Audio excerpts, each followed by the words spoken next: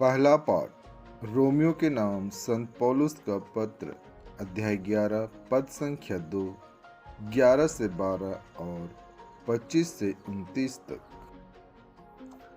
इसलिए मन में यह प्रश्न उठता है, क्या ईश्वर ने अपनी प्रजा को त्याग दिया है? निश्चय ही नहीं। मैं भी तो इस्राएली इब्राहिम की संतान और बेन्यामीन वंशी हूँ।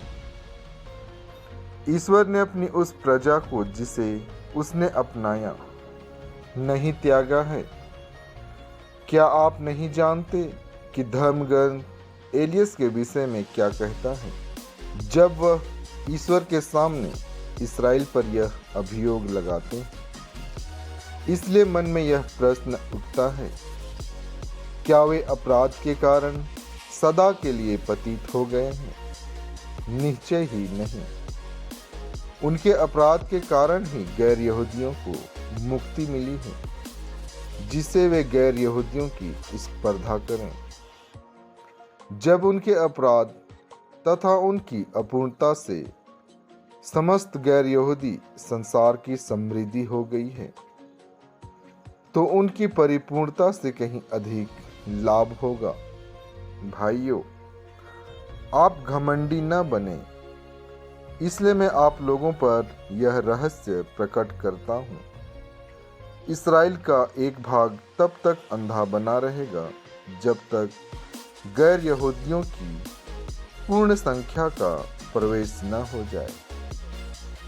ऐसा हो जाने पर समस्त इस्राएल को मुक्ति प्राप्त होगी, जैसा कि लिखा है, सियोन में मुक्तिदाता उत्पन्न होगा और वह याकूब से अधर्म को दूर कर देगा। जब मैं उनके पाप हर लूंगा तो यह उनके लिए मेरा विधान होगा।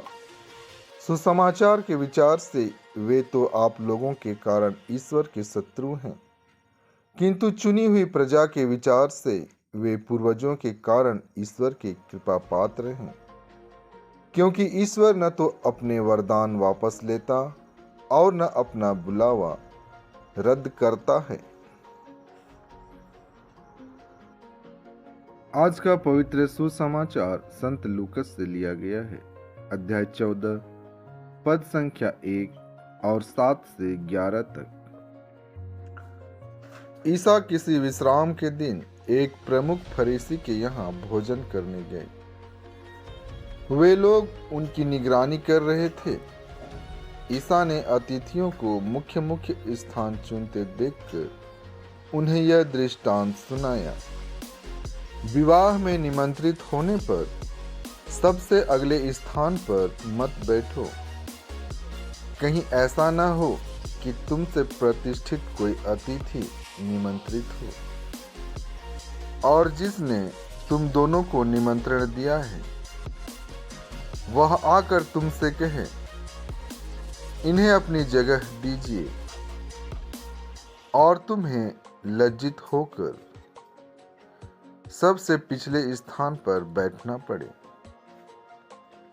परंतु जब तुम्हें निमंत्रण मिले तो जाकर सबसे पिछले स्थान पर बैठो, जिससे निमंत्रण देने वाला आकर तुमसे यह कहे, बंधु आगे बढ़कर बैठिए। इस प्रकार सभी अतिथियों के सामने तुम्हारा सम्मान होगा। क्योंकि जो अपने को बड़ा मानता है वह छोटा बनाया जाएगा, और जो अपने को छोटा मानता है वह बड़ा बनाया जाएगा।